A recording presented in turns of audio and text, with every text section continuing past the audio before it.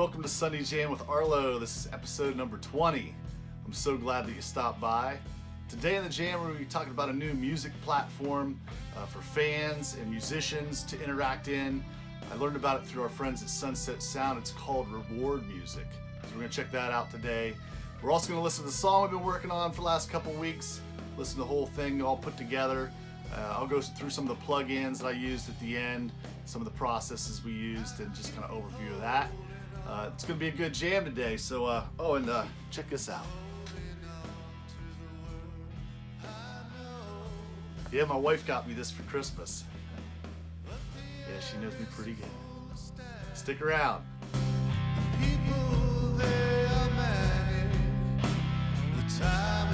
All right, welcome back to the Jam. Hey, I just want to thank everybody that's been subscribing, coming in, leaving comments, sending me messages. It's been great interacting with everybody, and I'm having a lot of fun with the channel and everything. It's really great. And if you're new to the show, I do guitar recording here at home, and I just show you my process for recording songs and putting demos together. And if you are into that kind of stuff or just want to listen to some music, hit the subscribe button and hit the little bell. It'll tell you when I got more videos coming up. But it's been fun. It's a lot of fun for me doing all this. So I want to talk about real quick. I found out about this really cool new platform for musicians and fans to interact in. If you check it out here, I got it from our friends here at Sunset Sound. Drew, who's the marketing person at Sunset Sound, has been setting up these amazing interviews about what's happened at the studio over the years, and they've been doing a bunch lately here on Van Halen. And how I found out about Reward Music is Dweezil Zappa is the one who started it. It just launched a couple months ago. It's pretty new. But he talks in this video where he's talking about Van Halen, his relationship with Eddie and Frank, his dad, how they all interacted together, and it's pretty cool. In this particular video, he talks some about this thing he started called Reward Music. And he's talking about it. I'm like, wow, this sounds really interesting. So I went to their website. It's rewardmusic.com. I'll put a link down below for you to click. And you can go in there, and I'm not going to go into tons into this, like the depths of this. But you can click on how it works, and they tell you about how they're just trying to get the musician together with his fans so they can interact together, and the fans can support the musician, and the fans can get something back in return. Whether it's music or streaming or whatever it is. It sounds really awesome.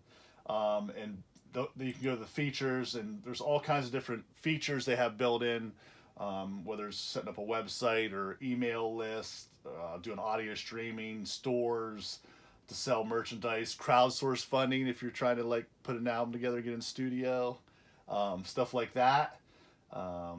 So I think you should check it out, and the pricing looks really awesome. They kind of scale it by the number of subscribers, and how much everybody's onto your setup here.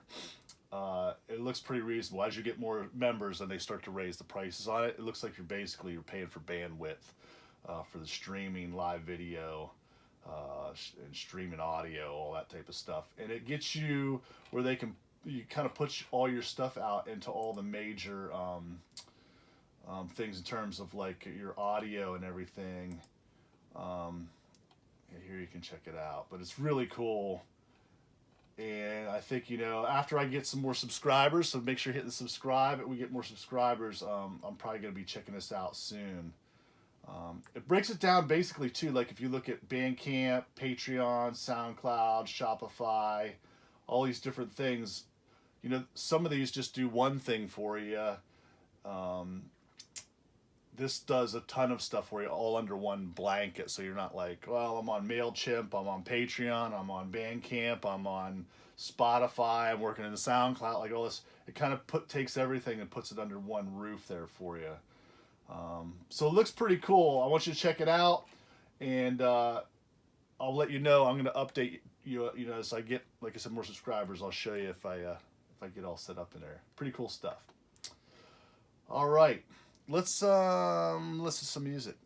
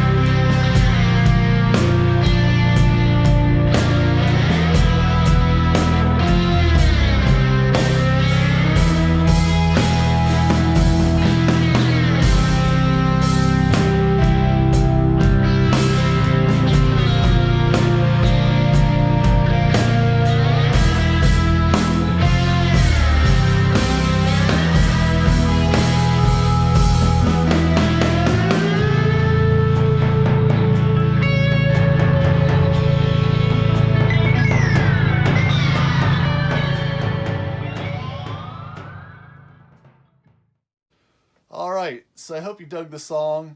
I had a lot of fun putting it together with you guys, and I learned a ton in terms of my template here and plugins I'm using. I used a bunch of new plugins, and it was very cool. So I'm going to run through real quick, just overview kind of some of the stuff we did.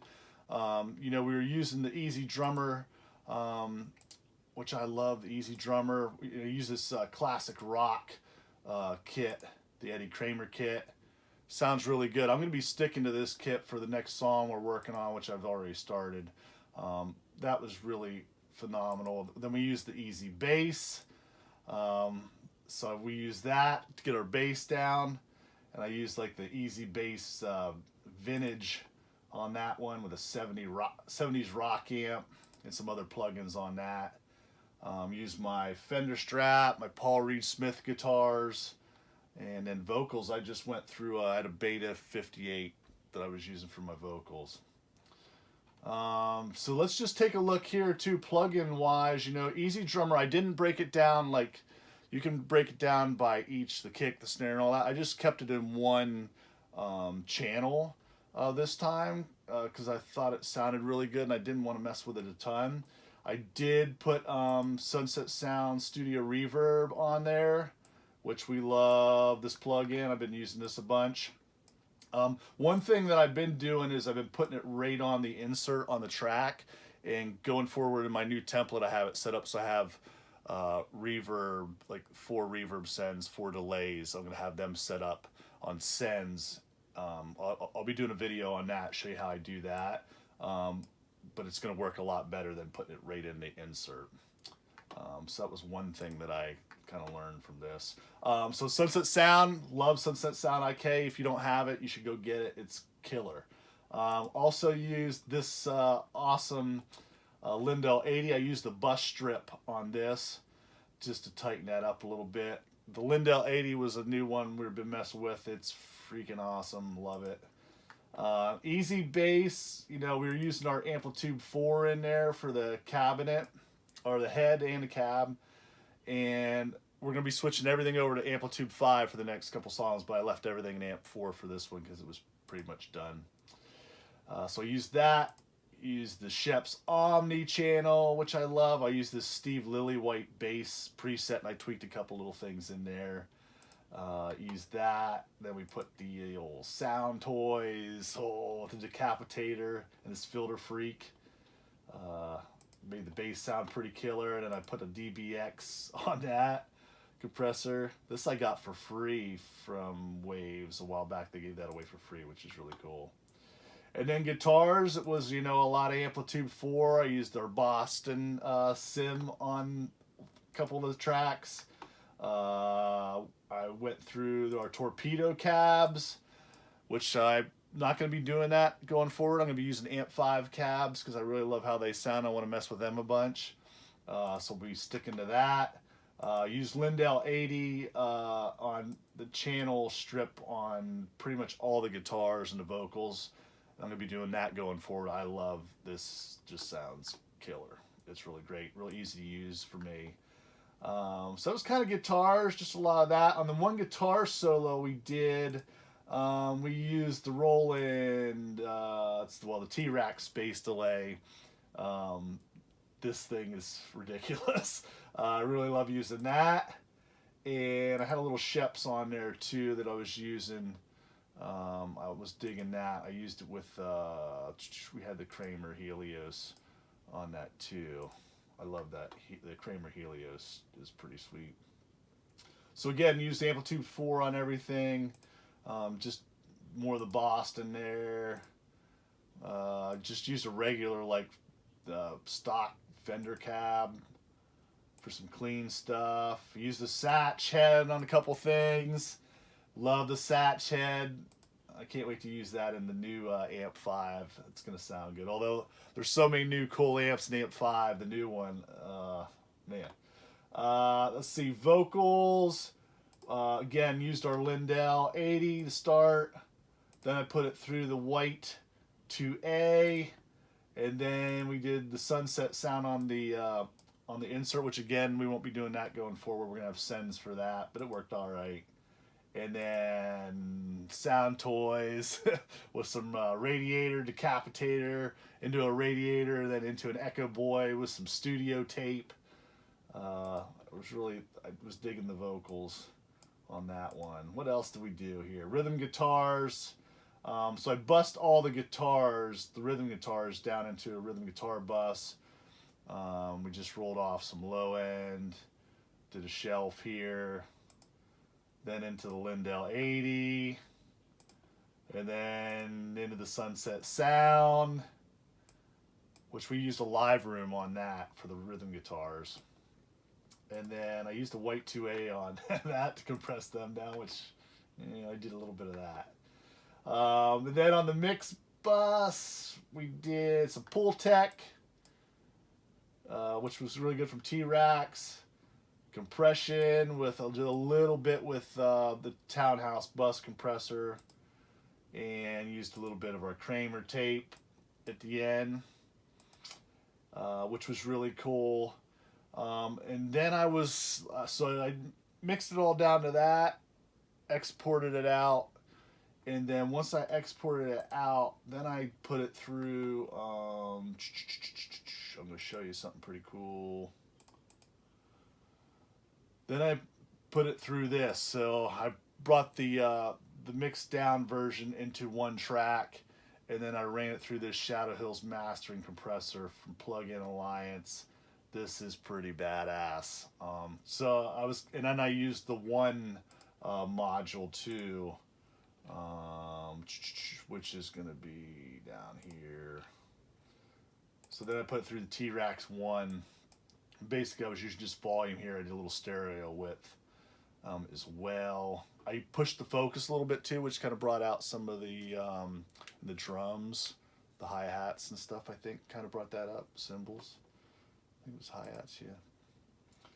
So I was kind of messing a little bit with my mastering on this too, which I'm not a mastering person, and I won't be.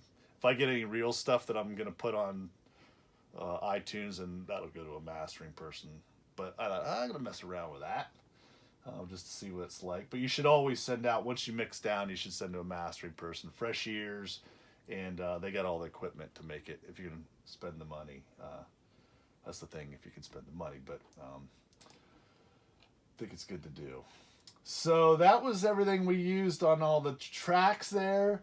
Like I said, I had a blast working on it, and I talked to a lot of you, and you were kind of giving me some insight on how you use some of these plugins, and yeah, it was very helpful, and I hope you guys learned some things out of it too. And I think we're going to learn a lot more working on this next song, which I'm starting. We'll be starting on that maybe next week. I'll let you listen to how that's going. So exciting stuff here on the Jam. I hope you dug the song, and I hope you learned something. I know, like I said, I learned a ton. And pretty soon, don't forget, we got the new guitar coming from Dunnable. In February, I ordered a new guitar from them, so we'll do a little unboxing with that. And just going to keep cranking on some more songs. Make sure you check out that reward music. And yeah, I'm going to get in here and start messing with my Amplitude 5. So hope you guys get to play some guitar today. Take care now. Bye-bye.